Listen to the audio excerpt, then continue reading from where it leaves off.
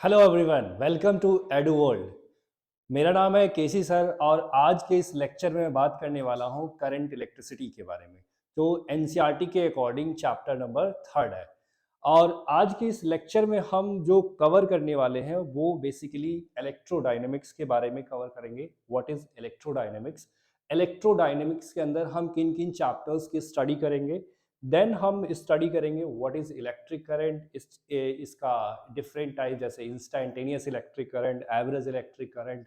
और अगर इसके बाद हम इसकी डिफरेंट एसआई यूनिट्स और उसके बाद जो है हम पढ़ेंगे डायमेंशंस क्या होते हैं इलेक्ट्रिक करंट के। उसके बाद हम करंट डेंसिटी के बारे में पढ़ेंगे। देन हम थर्मल वेलोसिटी के बारे में स्टडी करने वाले हैं। तो आज का जो पहला लेक्चर है इसमें फर्स्ट जो टॉपिक है इलेक्ट्रोडायनेमिक्स। सो इलेक्ट्रोडायनेमिक बेसिकली फिजिक्स की वो ब्रांच है जिसमें हम डायनेमिक चार्जेस की स्टडी करते हैं। मतलब जब चार्ज मोशन में होते हैं तो उनकी स्टडी को हम क्या बोलते हैं, इलेक्ट्रोडायनेमिक्स बोलते हैं। अब इलेक्ट्रोडायनेमिक्स में जो बेसिकली चैप्टर कवर होते हैं वो पहला चैप्टर है करंट इलेक्ट्रिसिटी। आपने देखा होगा जब इलेक्ट्रिक करंट जब फ्लो होता है, उसके फ्लो होने की वजह क्या होती है, चार्जेस के फ्लो, चार्ज फ्लो होते हैं ना। अब डिपेंड करता है, अगर जो कंडक्टर है तो उसमें फ्री इलेक्ट्रॉन्स के फ्लो की वजह से करंट फ्लो होता है। तो आप कह सकते हो इलेक्ट्रॉन एक चार्ज है, तो चार्ज के मोशन की वजह से हम लोग करंट के बारे में नहीं, करंट इलेक्ट्रिसिटी के पढ़ते हैं। दैट्स वाई जो चैप्टर है करंट इलेक्ट्रिसिटी वो इलेक्ट्रोडायनेमिक्स का एक पार्ट हो गया। अब इसी तरह moving charge and magnetism, moving charge and magnetism भी क्या होता है, एक इलेक्ट्रोडायनेमिक्स का पार्ट होता है। देन हम electromagnetic induction, then alternating current, electromagnetic waves. तो these all chapters include included in the electrodynamics। Electrodynamics में ये सारे चैप्टर्स इंक्लूडेड है। ओके, तो हम आगे की स्लाइड में देखते हैं कि अभी हमें कवर क्या करना है, इलेक्ट्रिक करंट। नेक्स्ट टॉपिक क्या है, इलेक्ट्रिक करंट। इलेक्ट्रिक करंट वैसे होता क्या है, आपको जैसा मैंने लिख के दिखा दिया है कि rate of flow of electric charge per unit through the cross section of a conductor is known as electric current. अगर जो हमारे पास कोई कंडक्टर है उसमें कोई चार्जेस फ्लो कर रहे हैं, तो पर यूनिट कितने चार्ज फ्लो कर गए, पर यूनिट चार्ज कितने, सपोज दैट ये इलेक्ट्रॉन है ऐसे मूव कर रहा है, तो यहाँ पर यूनिट टाइम में ये इलेक्ट्रॉन कितने यानी चार्ज कितने फ्लो कर गए हैं, that is called electric current. कहने का मतलब है कि यहाँ पर इलेक्ट्रिक करंट का मतलब होता है चार्ज अपॉन टाइम। बेसिकली जो हमारे पास है क्या, electric current, charge upon time को हम इलेक्ट्रिक करंट बोलते हैं। अब इसको हमें रिप्रेजेंट करने की बात अगर जो आती है तो हम इसको रिप्रेजेंट कैपिटल आई या कभी कभी हम स्मॉल आई से भी रिप्रेजेंट करें। जनरली अलग अलग बुकों में कहीं स्मॉल आई ज़्यादा यूज किया गया, कहीं कैपिटल आई, तो ये ज़्यादा आपको प्रॉब्लम क्रिएट नहीं करेगा। अब कह रहे हैं कि अगर जो इस कंडक्टर से डेल्टा क्यू चार्ज किसी क्रॉस सेक्शन से T to T plus delta T time में, कहने का मतलब है कि अगर जो किसी कंडक्टर के क्रॉस सेक्शन से delta Q charge delta T time में अगर जो मूव कर जाए या पास हो जाए, तो यहाँ पर जो एवरेज इलेक्ट्रिक करंट की जो वैल्यू आती है, एवरेज इलेक्ट्रिक करंट की जो वैल्यू आती है, एवरेज इलेक्ट्रिक करंट, इसको हम डिनोट कर सकते हैं आई एवरेज। ये हो जाता है टोटल चार्ज कितना पास हो गया और वो चार्ज कितने टाइम में पास हुआ है, वो डेल्टा टी टाइम में पास हुआ है। तो हमारे पास एवरेज इलेक्ट्रिक करंट की वैल्यू क्या आ गई, delta Q upon delta T. अब हम यहां पर बात करेंगे इंस्टैन्टेनियस इलेक्ट्रिक करंट। इसका मतलब क्या होता है, किसी पर्टिकुलर टाइम पर इलेक्ट्रिक करंट की वैल्यू क्या है, that is instantaneous electric current. कहने का मतलब है अब हम पर्टिकुलर टाइम, एक एग्जैक्ट टाइम हम अगर जो देखते हैं तो उसमें भी कुछ मिली सेकेंड का गैप हो जाता है। इसीलिए हम कह रहे हैं कि डेल्टा टी अगर जो बहुत स्मॉल है, इन दैट केस जो टोटल चार्ज होगा that will also be very small. In that case जो हमारे पास जो इलेक्ट्रिक करंट आएगा that is called instantaneous electric current, and that is given by that is given by limit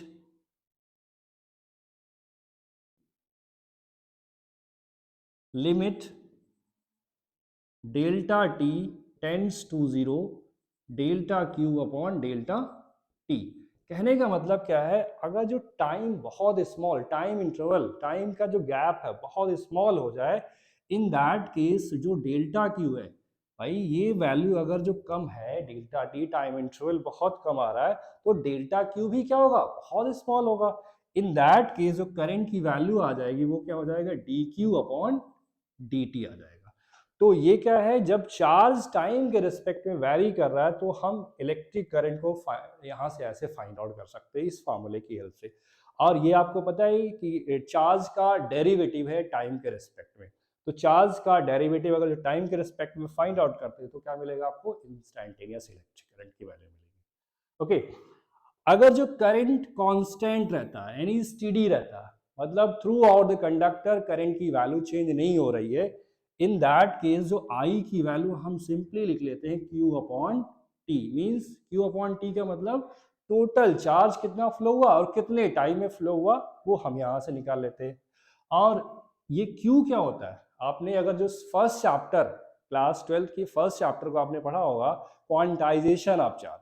quantization of charge में कहा गया किसी भी बॉडी पर जो चार्ज होता है वो इलेक्ट्रॉन के चार्ज का इंटीग्रल मल्टीपल होता है। मीन्स ये जो वैल्यू है ये क्या हो जाएगा, एनी अपॉन टी। तो आप कह सकते हो इस फॉर्मूले का यूज करके हम जो है नंबर ऑफ इलेक्ट्रॉन्स, अगर जो कभी कभी फाइंड आउट करना है तो number of electrons find out कर सकते हैं। अगर जो हमें करंट गिवन है, टाइम गिवन है, अगर जो हमें करंट गिवन है, टाइम गिवन है और हमें नंबर ऑफ इलेक्ट्रॉन्स गिवन है, तो हम इलेक्ट्रॉन्स पर चार्ज फाइंड आउट कर सकते हैं। वैसे इलेक्ट्रॉन पर चार्ज की वैल्यू जो होती है फिक्स होती है, वो हमेशा चेंज नहीं होती है। ओके, और यहाँ पर अगर जो आपको चार्ज की वैल्यू गिवन है, करंट की वैल्यू गिवन है, तो आप यहाँ टाइम की वैल्यू फाइंड आउट कर सकते हो, या टाइम गिवन है, करंट गिवन है, उसके अकॉर्डिंगली आप different different value find out कर सकते हो। अब बात आती है इलेक्ट्रिक करंट कैसी क्वांटिटी है, ये किस टाइप की क्वांटिटी है।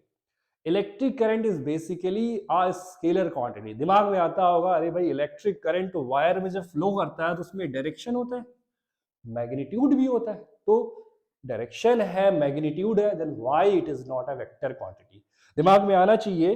बट रियल में ये क्या है, नॉट अ वेक्टर क्वांटिटी, मतलब ये कैसी क्वांटिटी है, स्केलर क्वांटिटी। अब वेक्टर नहीं होने की वजह क्या है, वेक्टर नहीं होने का वजह है ये है कि ये जो इलेक्ट्रिक करंट है वेक्टर्स लॉज को फॉलो नहीं करता। कहने का मतलब क्या है, सपोज दैट दो हमारे पास कंडक्टर है, यहाँ पर हमने ले लिया, अगर जी एक में 3 एम्पियर की करंट आ रही है और एक में 5 एम्पियर की करंट यहाँ से आ रही है, तो यहाँ पर टोटल जो करंट पास होता है वो कितना होता है, 8 एम्पियर की करंट हो जाता है, जो कि वेक्टर्स लॉ नहीं है। वेक्टर लॉ के अलोंग, अगर वेक्टर लॉ के अकॉर्डिंग हम इसको देखें तो ये कुछ 8 नहीं आना चाहिए, ये तो सिंपल एल्जेब्रा हो गया, जितना यहाँ पर टोटल था वो यहाँ पर पास हो रहा। इसीलिए हम कहते हैं इलेक्ट्रिक करंट जो कैसी क्वांटिटी है, वो एक स्केलर क्वांटिटी है।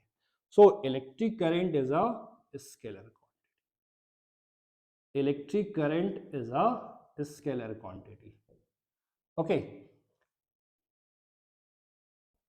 नेक्स्ट टॉपिक हमारा क्या है, अब हम इलेक्ट्रिक करंट के डायरेक्शंस को पता करें, कैसे डायरेक्शन क्या होता है, इलेक्ट्रिक करंट आखिर किस डायरेक्शन में फ्लो करता है। जैसा आपको फिगर में दिख रहा है, एक सिंपल सर्किट है जिसमें एक सेल लगा हुआ, दिस इज अ सेल, और इस सेल का ये पॉजिटिव टर्मिनल, ये क्या है, नेगेटिव टर्मिनल है, and this is the switch.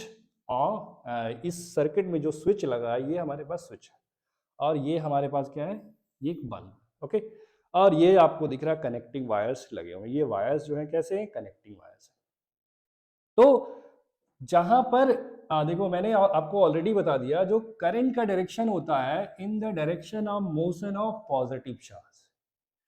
Positive charge जिस भी डायरेक्शन में फ्लो करेंगे इलेक्ट्रिक करंट का भी डायरेक्शन वही होगा, या फिर नेगेटिव चार्ज के फ्लो के डायरेक्शन के ऑपोजिट में क्या होगा, इलेक्ट्रिक करंट का डायरेक्शन होगा। कहने का मतलब opposite to the direction of motion of negative charges. अब यहां पर आप अगर जो नोटिस करो तो यहां पर इलेक्ट्रॉन्स का जो फ्लो होता है, इलेक्ट्रॉन्स कुछ ऐसे फ्लो करेंगे, ये पूरी सर्किट में कुछ ऐसा होगा, this is the direction of flow of negative charge या इलेक्ट्रॉन्स बोल सकते हो, बिकॉज अभी ये सभी क्या कंडक्टर है, तो कंडक्टर में फ्री इलेक्ट्रॉन्स होते हैं, ना कि आप उसके नेगेटिव चार्ज आप बोल सकते हो। तो यहाँ पर इलेक्ट्रॉन्स का डायरेक्शन, इलेक्ट्रॉन्स के फ्लो का डायरेक्शन आपको मैंने दिखाया figure.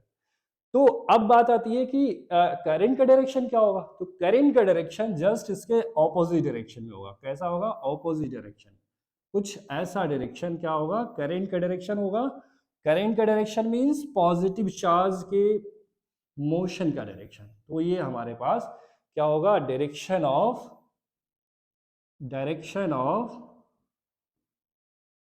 Electric current, electric current के डायरेक्शन को शो कर रहा है यहाँ पर। और इसी को हम बोलते हैं डायरेक्शन ऑफ कन्वेंशनल करंट, जो हम कन्वेंशनली यूज करते आए हैं करंट के डायरेक्शन के लिए, तो इसी को हम क्या बोलते हैं, डायरेक्शन ऑफ कन्वेंशनल करंट। और जो अभी हमने बताया ये इलेक्ट्रॉन्स के फ्लो का डायरेक्शन है, नेगेटिव चार्जेस के फ्लो का डायरेक्शन है, तो this is called direction of electronic current, electronic current. But हमें देखो कंफ्यूज नहीं होना है, जो हमने कहा कि ये जो डायरेक्शन है, this direction basically conventional current जो हम पहले से स्टडी करते आ रहे हैं, वो वही डायरेक्शन हमारा मेन डायरेक्शन है, ठीक है। तो अब अगर जो कोई क्वेश्चन आ जाए कि बैटरी में करंट का डायरेक्शन कहाँ से, किस टर्मिनल से किस टर्मिनल की तरफ होता है, तो बैटरी में करंट का डायरेक्शन क्या होता है, नेगेटिव टू पॉजिटिव टर्मिनल होता है, ठीक है। और आउटसाइड सर्किट में positive to negative, positive plate से नेगेटिव प्लेट की तरफ करंट का फ्लो होता है, ओके। नेक्स्ट थिंग, अब हमें कुछ मटेरियल्स यहाँ पर गिवन है और उनके चार्ज कैरियर्स, मतलब अगर जो मेटल्स होगा, मेटल्स में चार्ज को कैरी कौन करता है, तो मेटल्स में जो चार्ज को कैरी करने वाले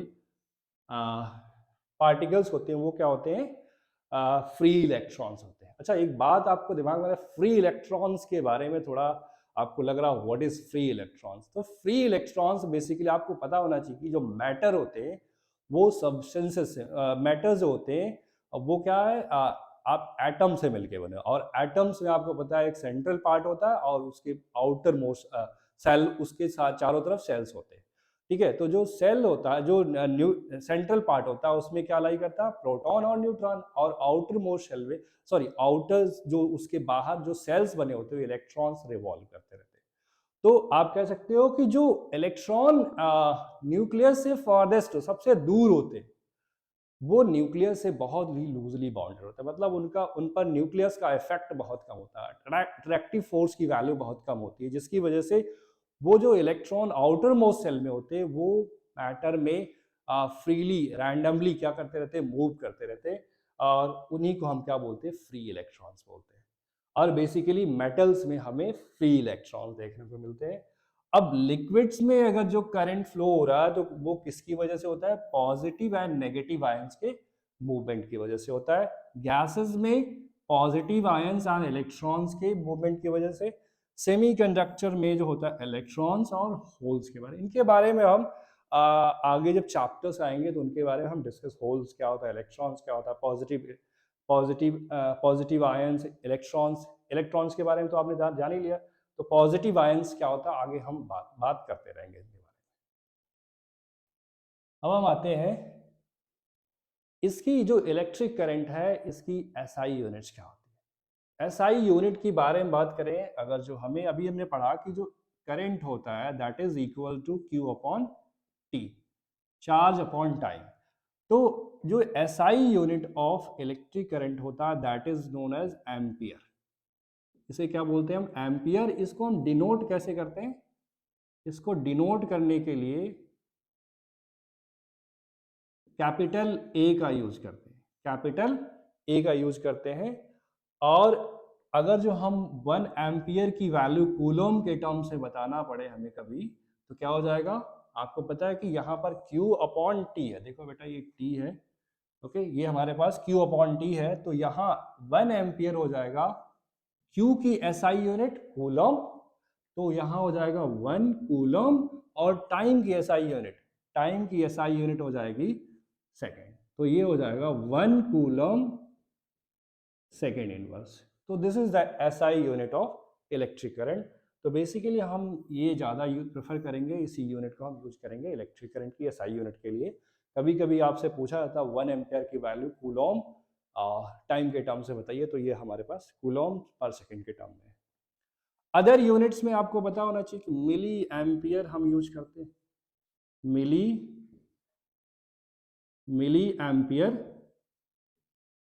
मिली एम्पियर। तो अगर जो 1 मिली एम्पियर की वैल्यू हम पूछे एम्पियर के टर्म में कितना होगा, तो that is 10 to the power minus 3 ampere. 1 micro ampere,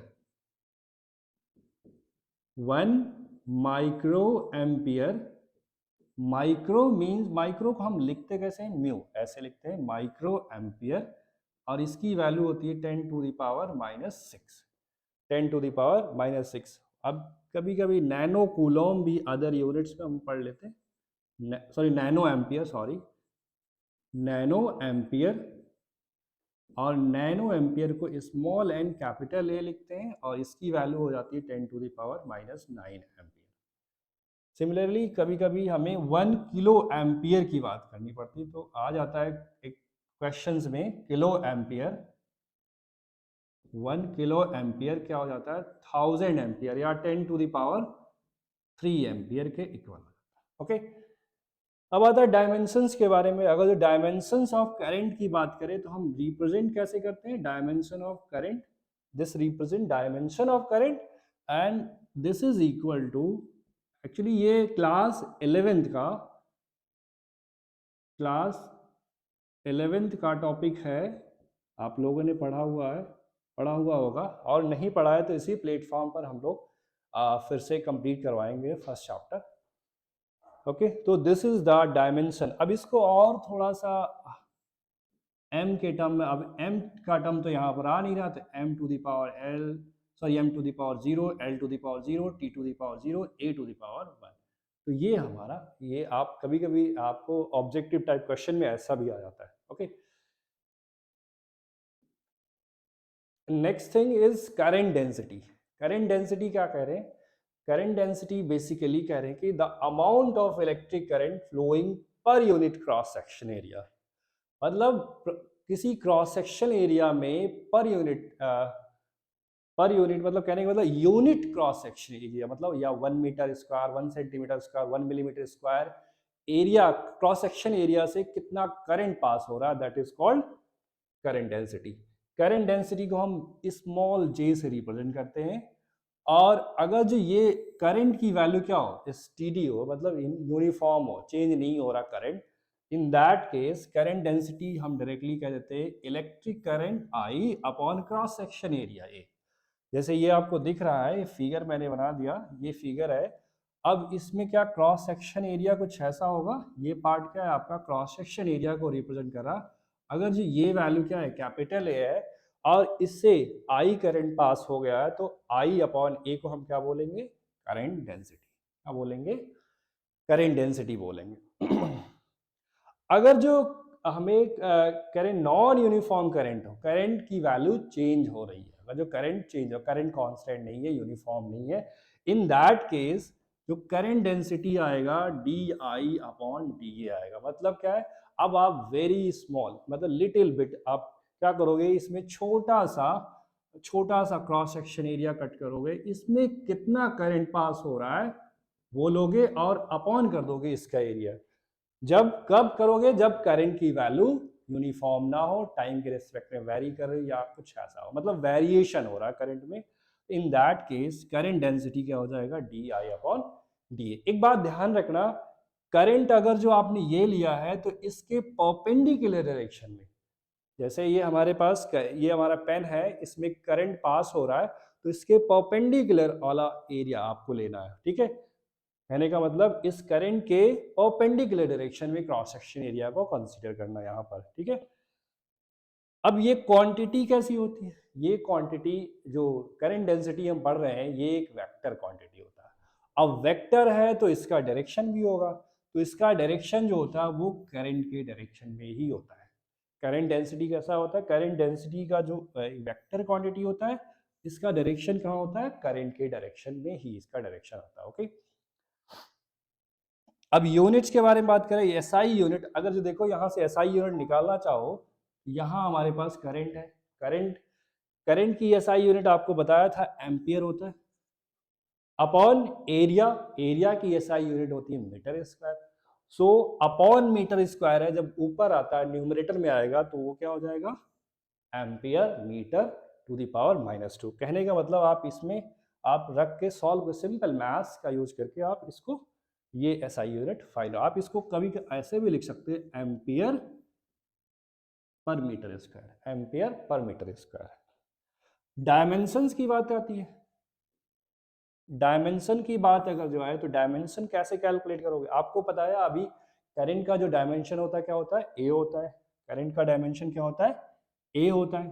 तो अगर जो डायमेंशन ऑफ करंट डेंसिटी लिखनी है तो हम क्या करेंगे, डायमेंशन ऑफ करंट लिखेंगे, dimension of current upon dimension of area. यहाँ पर करंट का जो डायमेंशन है दैट इज एम्पियर, और एरिया का जो डायमेंशन होता है वो क्या होता है, एल स्क्वायर होता है। क्यों, क्योंकि जो एरिया होता है वो लेंथ इंटू ब्रेथ होता है, तो लेंथ और ब्रेथ दोनों ही क्या होते हैं, फंडामेंटल क्वांटिटी अगर जो देखें तो लेंथ ही होता है, लेंथ और ब्रेथ दोनों ही। तो यहां से हमें क्या मिल जाएगा, ampere L to the power -2, ये हमारे पास क्या आ गया, dimension of current density. Okay,